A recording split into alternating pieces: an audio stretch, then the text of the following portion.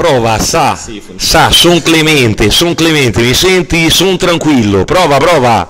Yeah. Eccoci. Allora, Clemente, bentornato Ciao. a WH, visto che insomma ormai non le contiamo più le ospitate, noi siamo sempre felici di averti. Sono abbonato. Sei abbonatissimo. Nel senso sono abbonato a doppia. Esatto. Non fraintendiamo. No, però questa volta ci porti un miracolo, quindi la cosa è grossa. Anzi, per la precisione ce ne porti due, no? Quindi roba grossa, già dal nome. Nel senso che è un titolo impegnativo. Tu avevi fin da subito fatto il paragone, no, con la scena di Ricomincio da 3 del miracolo, no? Sì, esatto. E di fatto questo disco si può dire che contenga in sé un miracolo e un miracolo. Sono due dischi di fatto, una marea di pezzi e due dischi molto ben connotati e con le loro belle differenze, nel senso che mentre uno dei due dischi è un disco hip hop, quello, la versione Jam, quello che si trova nella Deluxe Edition, se vogliamo così chiamarla, l'altro è un disco un po' più classico, che strizza un po' più l'occhio al pop. Sì. Non ti è venuto in mente invece di mischiare un po' le carte, di inserire nel disco magari un po' più pop qualcosa che fosse più prettamente hip hop? Sì. Vabbè, allora, nell'album Miracolo la mia intenzione era quella proprio di mettere i pezzi miei oltre pop, ma proprio da solista. Infatti su Miracolo Jam non ci sono pezzi di me da solo. Quindi più che dividere il pop da hip hop ho voluto fare solista dai featuring. Nel primo ci sono i featuring, sono solo cantanti e sono 3, quindi Pino Daniele, uno su tutti, esatto, ovviamente, Bunda Bascia, Mamma Marias e i derivati, e poi ci sta il sassofono di Gen Senese, che lo conosciamo tutti, insomma. Dall'altra parte ci sono tutti i rapper, quindi comunque nel primo Miracolo ci sono tracce come Lo strano caso di Iana White, El Señor, Fumo, Selvaggi, che sono prettamente hip hop. Sicuramente ci sono delle tracce come Luna e come Sotto le stelle, a cassa dritta, dove sicuramente si avvicinano più al pop, più a una cosa nuova anche per me, perché io difficilmente rappo sulla cassa dritta. Diciamo che mi è piaciuto portare in un pezzo una canzone che abbia un significato con la cassa dritta, perché in Italia siamo abituati a mettere le casse dritte con le canzoni idiote, quindi tu metti la cassa dritta e poi ci fai sono qui col mio amore, il granello di sabbia. Invece no, io ho fatto Sotto le stelle, che è una canzone che parla di questo ragazzo che se ne va al nord per lavorare, dice vicino alla mamma: ora che tornerò al sud continuerò a ballare, continuerò a cantare sotto le stelle. Però tutto questo è un pezzo come Ovient per quanto riguarda il testo, ma su una cassa dritta ignorantissima, perché comunque io sono anche ignorante fondamentalmente nel fare, perché sono underground a tutti gli effetti, insomma. Chiure Patane, com'era il... Sì, più underground del Patano, ma ancora oggi. Io ho collaborato con dei neomelodici a Napoli che sfido qualsiasi rapper a portarmi qualsiasi prodotto underground italiano. Cioè io ti parlo di gente che veramente è indipendente nell'underground della musica napoletana, e più underground di quello non c'è in Italia, secondo me. Rimanendo al Miracolo parte 1, si parlava di featuring, giustamente citavi Pino Daniele. Io ho pensato subito che fin da quando ci conosciamo, le nostre prime interviste, ricordo che noi eravamo in un'altra radio, tu un'altra etichetta, una cosa che ci stupì quando ti chiedemmo con chi sogni un featuring, e le risposte che arrivavano erano sempre Eminem, tu ci rispondesti Pino Daniele. Ce l'hai fatta? Che responsabilità senti in questo? No, assolutamente nessuna responsabilità, nel senso che io sento più un orgoglio personale, una soddisfazione personale di aver fatto un pezzo con Pino Daniele. Poi come Pino Daniele non ce ne sono, un altro Pino Daniele non esiste. Pino Daniele è uno che ha fatto Quanne Chiove, Napolè, che ha fatto la storia della musica a livello mondiale, riconosciuto dai grandi come Eric Clapton, eccetera. Quindi cioè, io non sento nessuna responsabilità, io voglio fare le cose mie e basta. Sai, magari posso trovare qualcuno che dice: no, sai, io mi sento il nuovo Pino Daniele, sai, magari trovi gente che può dire cose del genere. Io mi sento il vecchio Clementino, ecco, cioè non voglio continuare, anzi voglio che qualcun altro deve essere il nuovo Clementino, ma assolutamente voglio fare la mia roba, e sono onorato di aver diviso una traccia con un personaggio come Pino Daniele. Tra l'altro traccia abbastanza importante, direi, anche attuale in qualche modo, per cui bello, parli di Pino Daniele e arriva al caffè, no? Esatto, perfetto, esatto, è tutto un miracolo. Per quanto invece riguarda il disco, esce in un momento in cui un po' particolare forse per l'hip hop italiano, dopo il momento, diciamo, di affermazione in qualche modo. Sono usciti un paio di dischi in questo 2015, penso a Fibra piuttosto che a Marra, che hanno riportato forse un hip hop a un livello un po' più personale degli artisti, sì.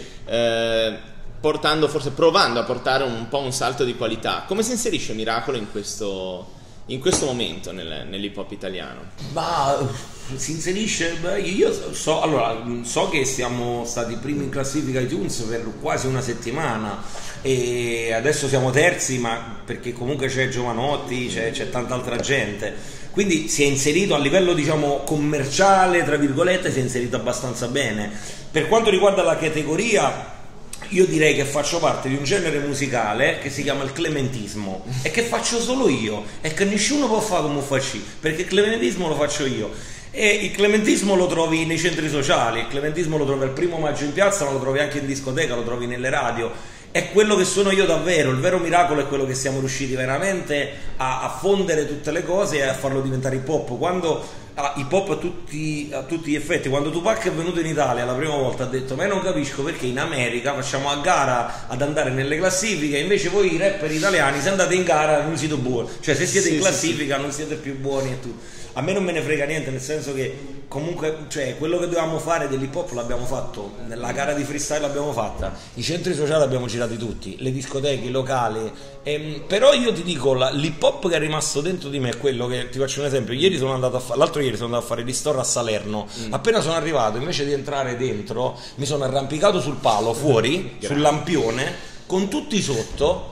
E io facevo, quando faccio rap, frate, vaghi in overdose, tutti cose, frate, cose. Cioè, quello secondo me è hip hop, perché l'hip hop è nato in mezzo alla gente, è nato per strada. Quando Rocco Hunt ha vinto Sanremo Giovani e manco a farlo apposta, dopo una settimana abbiamo fatto il video Giungla, io e lui insieme, l'abbiamo fatto nella Gescal di Cimitile, che è il quartiere dove io sono nato, e se l'hip hop è nato per strada, noi stiamo facendo in questo momento hip hop, quindi io lo etichetto hip hop a tutti gli effetti e viva il clementismo. Ma c'è qualcosa invece intorno al clementismo nell'hip hop italiano che non ti convince molto in questo momento? Ma guarda, io vado a canzoni, nel senso che c'è la canzone che mi piace e la canzone che non mi piace, poi uno può anche fare il giudice nel talent, uno può fare anche il programma televisivo, se una canzone è bella, se è brutta è brutta, il messaggio è quello lì, e quindi credo che sia così. Guarda, allora Clemè, tu ci parlavi di giustamente anche dell'America, citavi Tupac. In questo momento in America stanno uscendo anche a livello di fiction delle fiction proprio sull'hip hop, sì, o comunque all'interno del mondo hip hop, se ne attende anche una su Nas. Sì. Tu che sei anche vicino al mondo della recitazione, sì, visto che insomma è una delle tue passioni, come la vedi, sì, una cosa del genere in Italia? Ma secondo te sarebbe fattibile? Allora, aspetta, una fiction ma inventata o deve parlare della storia anche di inventata, qualcuno? Cioè nel senso no, io la vedo una cosa abbastanza bella, mi piacerebbe fare una roba del genere, anche perché ho buttato il sangue nei provini quando ero giovane, non mi hanno mai preso, quando ero più ragazzino non mi hanno mai preso. Però mi piacerebbe fare sia una cosa alla Gomorra proprio di strada con le musiche hip hop dei Cosang, di Rocco Hunt, di Clementino, Marrakesh, e poi fare anche una cosa mega comica, ma proprio alla Ali G, guarda, ti giuro, cioè mi inventerei questo personaggio, che ne so, Johnny Peperone, la vita di Johnny Peperone, Ali G quasi demenziale, insomma, perché fa parte anche del mio personaggio. Sì, poi l'hip hop ha anche questo di bello, no? Il poter altalenare tra le due, sì, no, ma magari, allora, se tu mi hai portato fortuna, che ti ho detto vorrei fare un pezzo più da Daniel, ci siamo riusciti, allora ti dico vorrei fare un film, vorrei fare il protagonista di un film, vediamo se ci riusciamo. Diamoci la mano, doppia H porta fortuna, ricorda.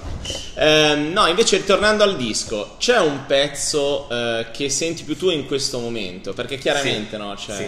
Uno su tutti, Strade Superstar.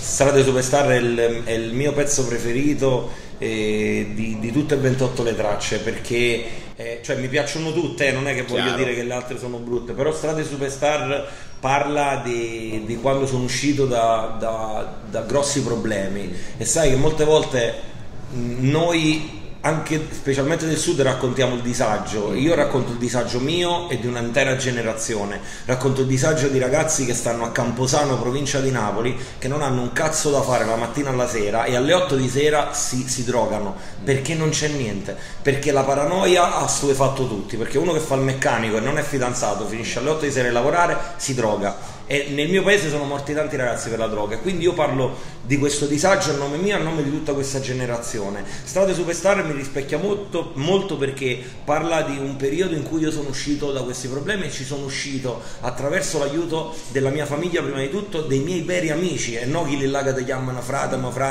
ma non siamo frate. Sì. E quindi niente, io ho parlato di questa cosa qui.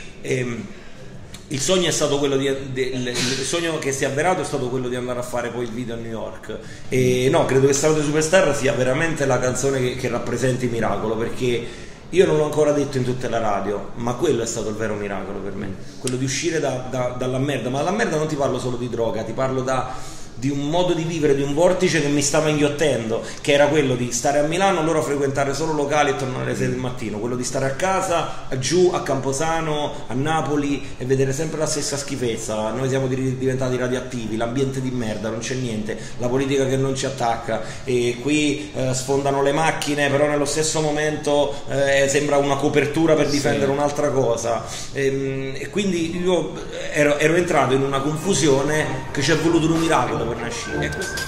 Da quanto tempo ci conosciamo? Sembra ieri. Pistole la gente che grida ancora adesso. Tra l'altro è forse un percorso, quello che c'è anche in quella canzone molto hip hop, nel senso è proprio la partenza dalle strade, il trovare l'arma anche un po' nella musica per reagire a determinate situazioni. Sì, anche perché sono uscito dal video lo Stiamo Caso di Anna White, fatto a Napoli, subito dopo a New York, quindi sembra fatto apposta, e come diceva la famiglia, camminare sul 41esimo parallelo, che era quello che legava Napoli a New York. Perché Sulla nessuno lo stessa direbbe, linea. ma è perfetto. No. Oltretutto entrambi i video sono molto street, nel senso che sei per strada. Sì.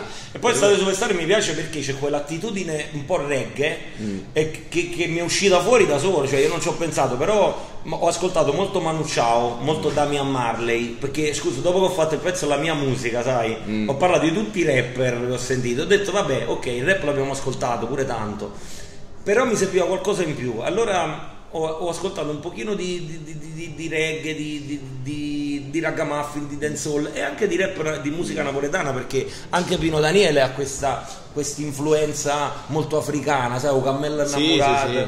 E quindi niente, mi sono legato a queste radici abbastanza quasi reggae, e sono uscite cose fuori come e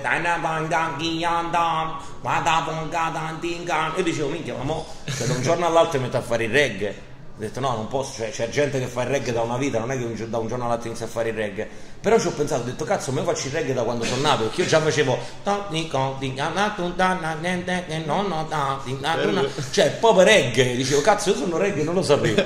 Mannaggia. Dopo Miracolo c'è stato Mea Culpa, e ci dicevi che quasi chiedevi scusa, no? All'hip hop paradossalmente, perché bisogna chiedere scusa se ci si ricolloca.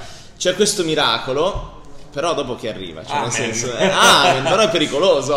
No, guarda, forse il prossimo album lo voglio chiamare Radioattivo. Mi piace perché sono attivo nelle radio, ma venendo dalla terra dei fuochi sono radioattivo anch'io. Bravo, quindi, questo segnatelo di titolo, perché piace, oppure ci mi piace piace ABC, mi piace come titolo, perché a parte Che è un hashtag fantastico, hashtag ABC, facile. è che tutto parte dalle radici, dall'ABC. Vedi? No, mi piace come cosa, poi ci Chiedili pensiamo. entrambi, che tempo c'è, e poi noi siamo ora. sempre qua, no? Ci si rivede Sì, a ho volte. fatto 28 tracce, il prossimo Sì, no, album rilassati un uscirà attimo. tra 2 anni, ragazzi.